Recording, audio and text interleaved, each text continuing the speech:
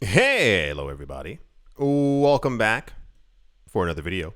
Hope you're all doing well and that you're all having a wonderful day. And without further ado, let's jump right into it. The leading cryptocurrency exchange by trading volume, Binance, announced that they will be supporting ordinals, which are known as the NFTs of Bitcoin, on their marketplace later on this month, dipping their toes into the buzzy Bitcoin-based market. The update to Binance's NFT marketplace is expected to roll out in the coming weeks, the company said, enabling users to purchase and trade ordinal inscriptions via their Binance accounts. Okay, there we go. The NFT marketplace expanded its roster of supported networks in March when it added certain NFT collections from Polygon to their platform. Offered alongside NFTs on Ethereum and BNB Chain, Binance's head of product, Mayor Kamat, called support for Bitcoin's crypto's largest token by market cap a notable addition. He said, "Bitcoin is the OG of crypto," or OG. I know it's OG, believe me. Of crypto. We believe things are just getting started here and can't wait to see what the future holds in this space, end quote. The amount of Bitcoin ordinal, Bitcoin NFT news over the course of the last couple of, in general, has been absolutely insane. This started out as nearly nothing, and now the news that we had just a couple of days ago, and it's still lightly ongoing, is the amount of transactions that are backlogged on top of Bitcoin. A lot of people are alleging that a portion of it has to do with the amount of NFTs that are being created on the Bitcoin network. Originally, the amount of NFTs that were being created, I believe, were just like in a JPEG photo format. And then people realized, or have come to realize, that they can also create like text-based things. So things just simply written out. And apparently that's now one of the major reasons why people are using it. I don't know what they're writing in text form, but they're using it, writing it, and then creating, an NFT of it on the actual blockchain. And then there's also a lot of people who have begun, this is what I read, I don't know how to do this, have begun to realize that they can also create new coins on top of Bitcoin through an ordinal. So there are now a number of new coins built on top of Bitcoin, when usually you would hear that this has to do with the large number of other blockchains, the Cardanos, the Ethereums, you name it. They all have 95 bajillion coins built on top of them. And now, allegedly, because of ordinals or NFTs, Bitcoin also does as well. And this is leading to the discussion of how to get around this, how to make things faster. There are a couple of crypto exchanges who have come forward talking about that they're going to be expanding their support for Bitcoin by introducing and or allowing Lightning Network transactions to happen on their crypto exchanges. This should have been a thing a very long time ago. I don't know. In the cryptocurrency space, most people wait for things to break and or slow down heavily before they try to find a solution for it. I mean, I'm certain that any one of you could have realized with 3 transactions per second, maybe things had to just, be a little bit quicker in general. So now that we're seeing the actual hyper advent of the beginning of all the day usage of the Lightning Network, I hope this takes a huge amount of pressure off of the Bitcoin network, as it should, especially if all transactions on Bitcoin are able to be thrown onto the Lightning Network, or vice versa. You know what I'm trying to say, and we can get all transactions. So similar to how, we're going to end the thought here. Similar to how you can create an NFT on Ethereum, but you can also do it on top of Polygon, and therefore, as Polygon is on top of Ethereum, the whole ecosystem works a lot smoother in this way. If we can start creating ordinals or NFTs on top of Lightning, or have them sent to Lightning so that all the transactions are happening there and then they're finalized on the Bitcoin blockchain, that would also probably be a lot better for the network as well. So yeah, the news that Binance is creating a Bitcoin marketplace for their NFTs is wonderful. The question that I always have, and this is my opinion. This is how I know that we are at the beginning of the next crazy bull run. Because I always sit here every single time and I wonder what the next big thing is going to be. There's going to be something built on top of Bitcoin that's going to take off. People are going to love it. It could be a photo of rocks It could be a leaf on a tree. It's going to be something. And that's going to be the thing where I'm like, oh my gosh, I wish in 2023 I had purchased that photo of a rock that was on top of Bitcoin that I wasn't thinking about before. It's always those kind of things. And once we get Binance to actually have support for it, everyone else, and I just assume Blur and OpenSea are working towards adding Bitcoin NFTs as well. It just seems like really good money to make, especially as this like is the advent of things being created on top of Bitcoin. That's the Binance is creating a Bitcoin Ordinals NFT marketplace, and it will be rolled out in the next couple of weeks. We will most certainly be hearing when the thing actually ends up launching, because that's how the cryptocurrency news works. And yeah, let's move on. Okay, I didn't know that. The African Blockchain Report 2022, reported by CVVC, in collaboration with South Africa's Standard Bank, has revealed that Ripple and XRP are already being utilized in 13 countries within Africa. In the report, which was released in April of this year, but has gone unnoticed by the XRP community, an entire page is dedicated to the technology that comes from Ripple. According to the report, the opportunities for digital payment service providers like Ripple in Africa are overwhelming. While the region has already made significant progress in recent years, much of the potential is still completely untapped. It says by 2025 alone, electronic payment venues revenue, English, is expected to grow 20% to around $40 billion. This is why you've heard before many times the people from Ripple, Jack Dorsey, Cardano, and a slew of other coins have constantly mentioned Africa, not to give you a history lesson, but banks don't like poor people, and they don't like countries that they're also taking advantage of. So a large portion of Latin America, Southeast Asia, and many different countries within Africa are heavily unbanked. Banks do not go there, or people rely on other methods. Like even within many countries within Africa, they use a system of not text messaging, but it's something along the lines of like phone credit. That's kind of how you would like think of it, where basically the phone credit kind of becomes the currency, so you can use the minutes that you have to actually pay for goods. I know it sounds, insane, but that's actually one of the things. So when you talk about the actual usage of crypto and how we get to these, $100 trillion markets, it's about tapping into these regions and entire continents of areas that banks have refused to help, as the banks have been also taking advantage of the people there as well. However, there are still gaps in the continent's financial system that leave countless people unbanked, and many African businesses as well. Crypto is also the solution due to the high penetration of cell phones. See, there we go. Yet less than 10% of total payments in Africa are currently made digitally. According to the report, authors, blockchain and crypto-enabled remittances can save an average of 6.3%.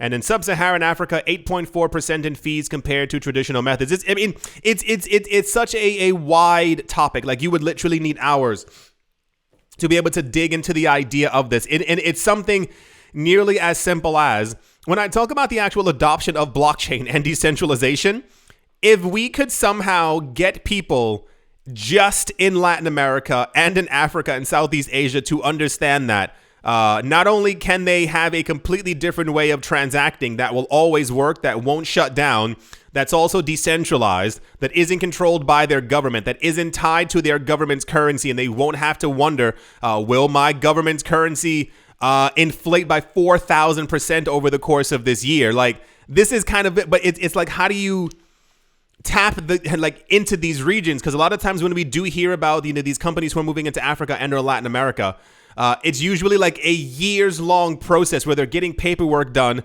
They end up like working with one company inside of one country, and it's like, how do you get to all these people? How do you get to 2 billion people to let them understand that they like can enter this new market?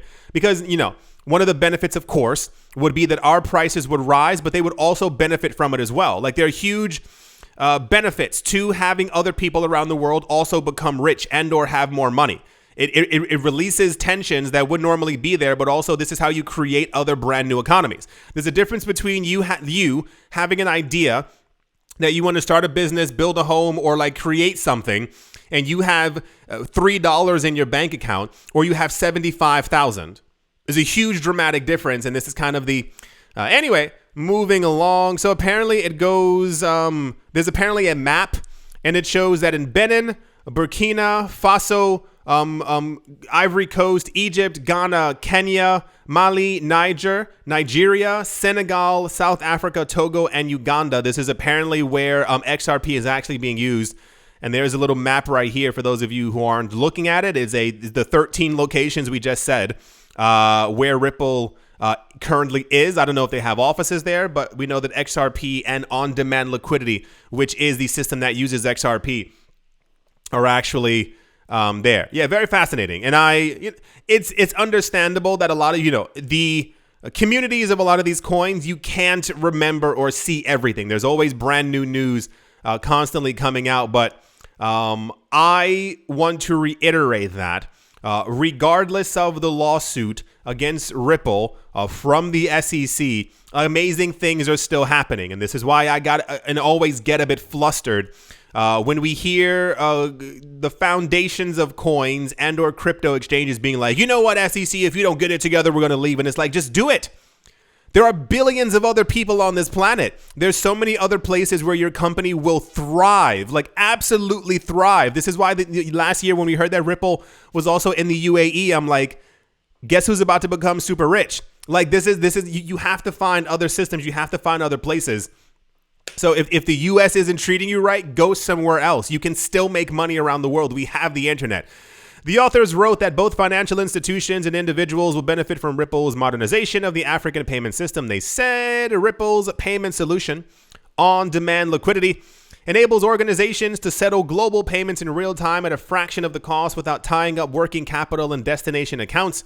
By leveraging the digital asset XRP as a bridge currency, funds can be sent and received in local currency on either side of the transaction. So there are a lot of apps that are trying to do this, and Ripple, let's be honest here, Ripple was actually the first one who tried to do this, and this was mimicked by a number of more popular Bitcoin apps at the moment, where basically, if you live in X country and you live in another country, like you want the currency to get to them in that actual currency.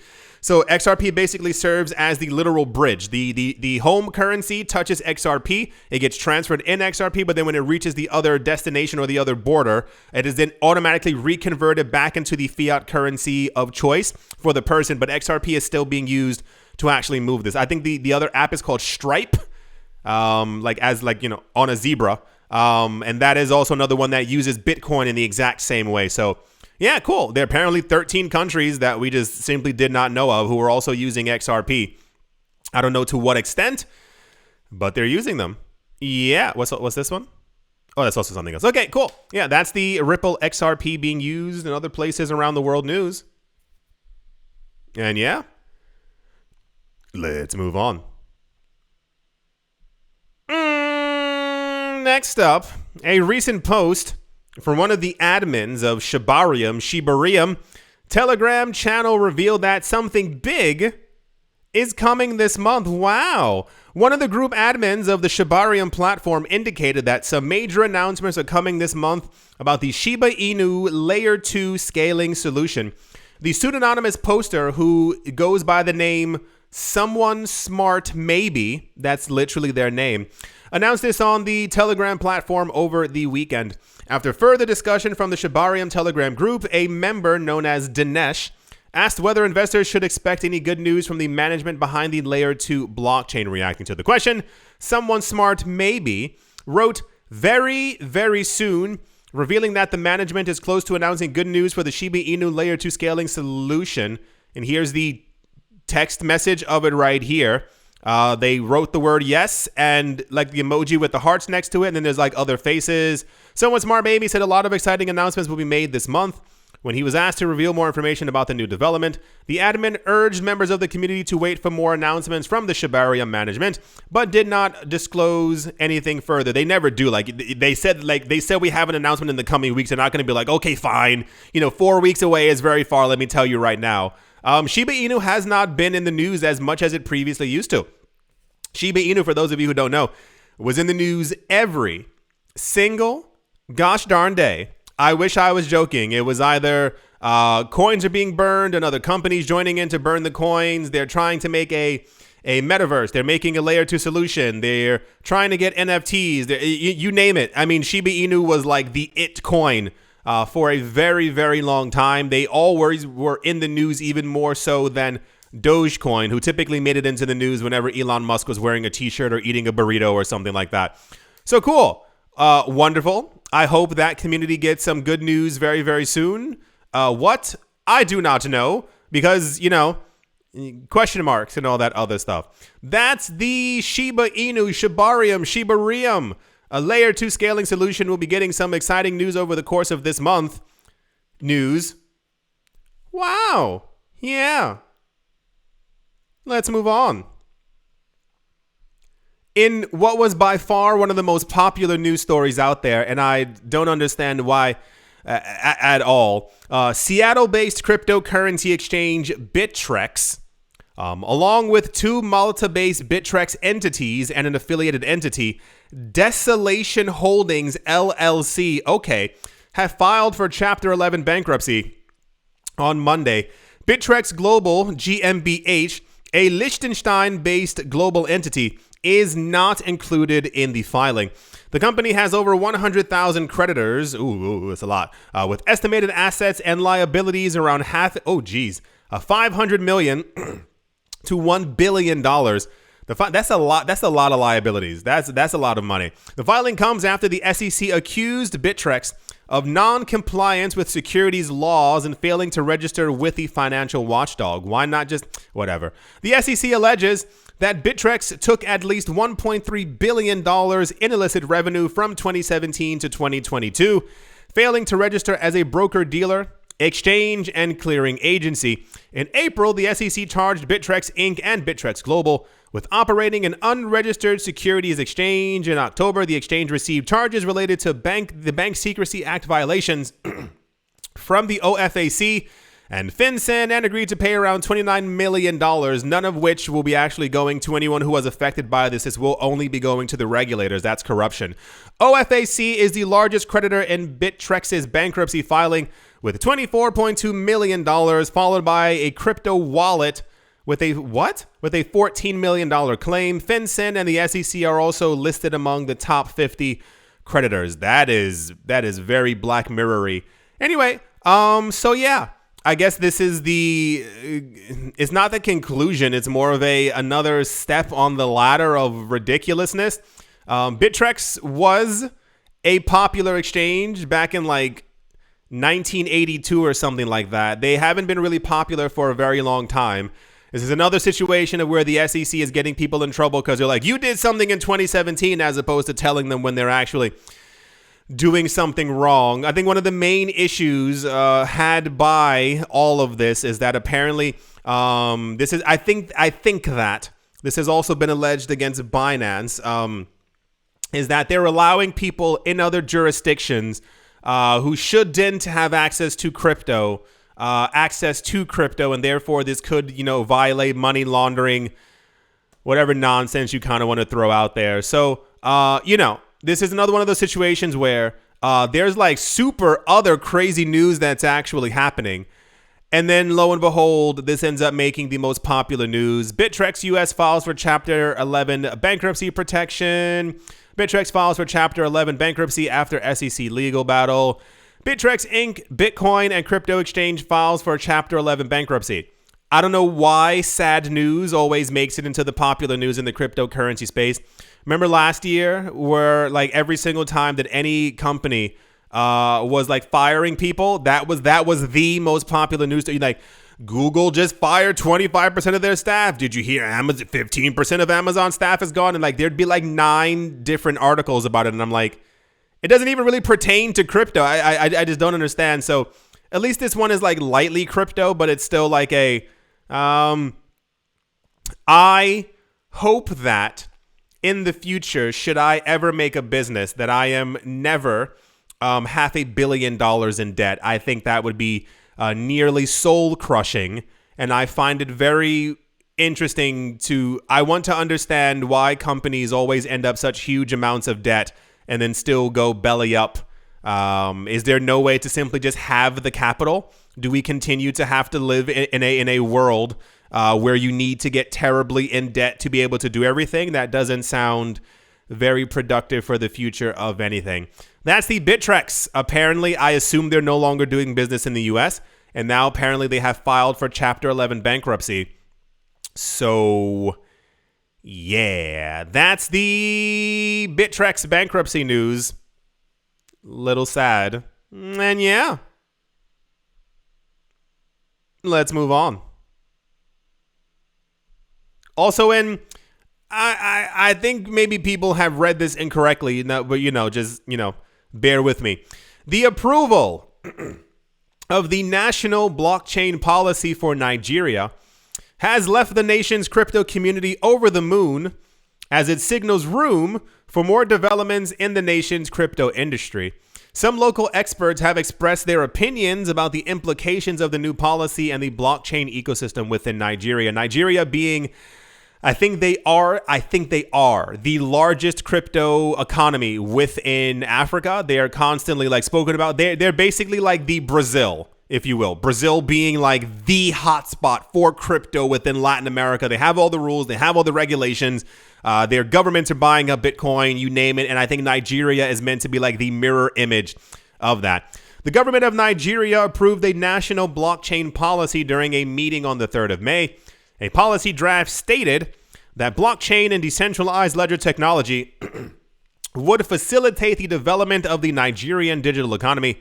Cointelegraph contacted the local blockchain ecosystem to understand how the industry and the crypto community accept the new policy. Olajide Abiola, the co-founder and CEO of Kia, a Nigerian fintech company, expressed delight at the development. Olajide said the blockchain technology policy can potentially impact various areas of governance and policy making within the country.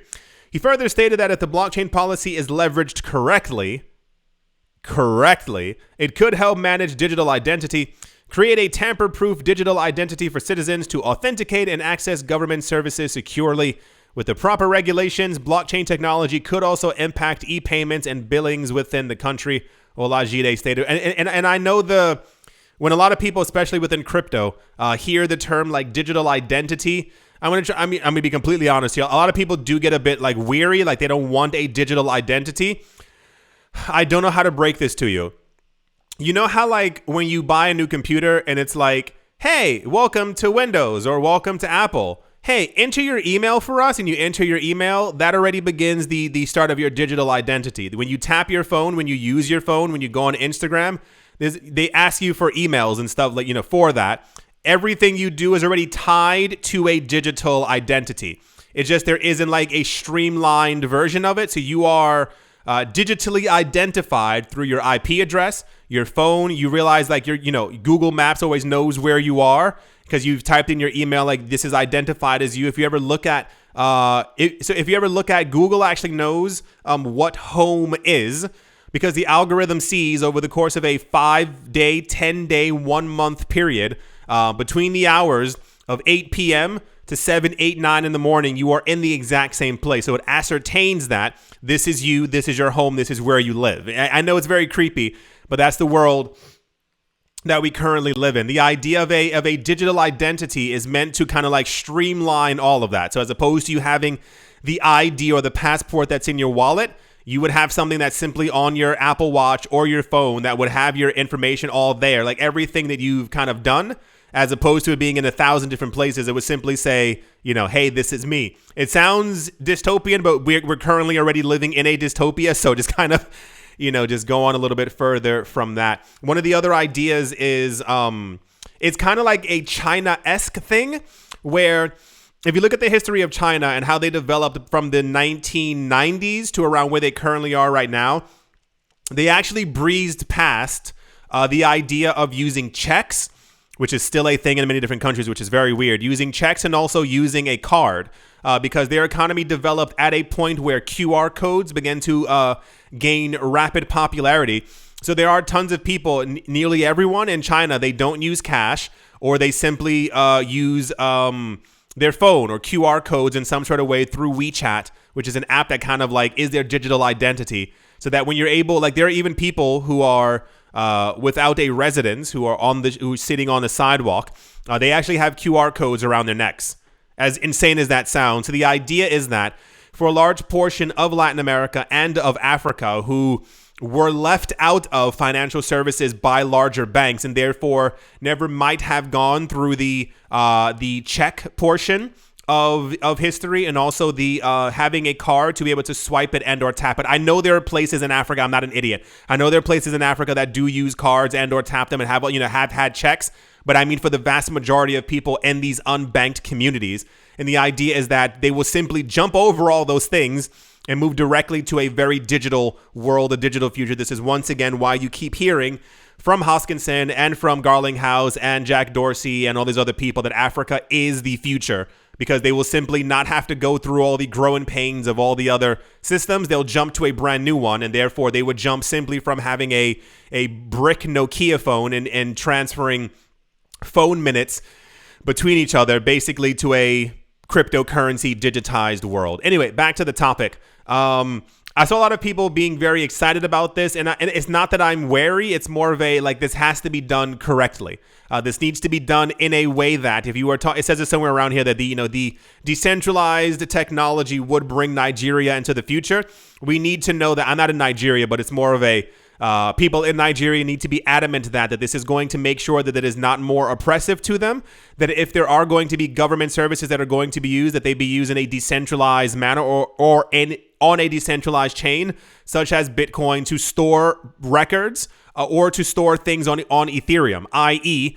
Every time that something happens within the government, it should also be public knowledge that this is then created in a smart contract or on something and written onto a Bitcoin NFT and or onto an Ethereum anything, so that when the people in their country want to access information about the government, it's all simply there and digitized. There's no way for the government to simply take files, paperwork, and destroy them in some sort of way. You understand what I'm saying? Like, it's actually about transparency, and people appreciate transparency. If you are more transparent with your country, with your people, they will like you for it. You know that the United States, side note, the United States is one of the only places in the world that does not tell their citizens what's happening with their taxes. When you look at your taxes for the US, it tells you, like, this is how much we took, this is how much you might get back, but it doesn't say anywhere where it's being allocated to. You know that other countries, it sounds weird, tell the people exactly where that money is being allocated to. This will keep libraries open. This will make sure you have a fire department. This will make sure you have a police department, etc., etc., etc. Isn't that insane? Like, transparency goes a very long way, especially if you are the rulers of a country. So I'm very excited in that. It's nice to see that any day that we hear that crypto's not being banned in a country or a region is fantastic. To hear that there are policies like this moving forward is wonderful. If they create if they have a national blockchain policy, but the country just simply creates their own centralized blockchain, nothing has changed. It's the exact same system, just more digitized and more exclusive. I don't know how inclusive many countries are trying to be right now when it comes to blockchain and or information, but we are on the cusp of something great. And this could be, the moment that we look back and go, wow, that country definitely did it right. This goes along with the Texas and the Floridas and the other states out there who are making sure that they, are opposed to a central bank digital currency, but also trying to offer people a little bit more economic freedom when it comes to being like, hey, you can definitely own crypto. These are the rules for it, but make sure that you know that you can mine it, you can use it, you can own it. It is your money. Like, what was that other state a couple of weeks ago that had to make a law that said crypto is your property. If someone tries to steal it, you can get it back because it's yours. And I was like, you had to make a law for that? Like, that wasn't just simply. Anyway, that's the national blockchain policy of Nigeria. Hope it works out. Like, really, like, I hope it doesn't become something dystopian, because, these countries could be the richest countries on the planet if they simply do things correctly, and if corruption is not a gigantic driving force in all of this. That's the Nigeria news. And yeah, let's move on. Rightio.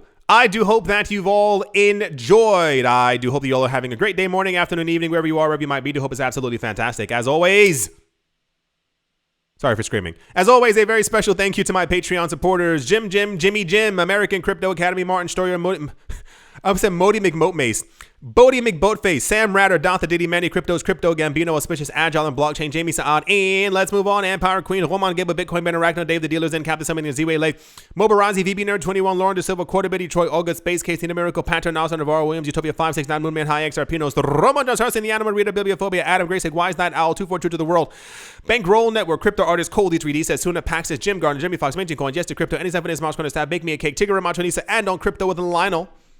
Thank you all very, very much for your support. Thank you to everyone who left a like, a comment, or has subscribed. Anyone who's new here, anyone who has been here for a while. Thank you, thank you, thank you, thank you, thank you, thank you, thank you. Thank you all once again for watching, listening, liking, commenting, and or supporting. And I will most certainly be talking to you all soon. See you.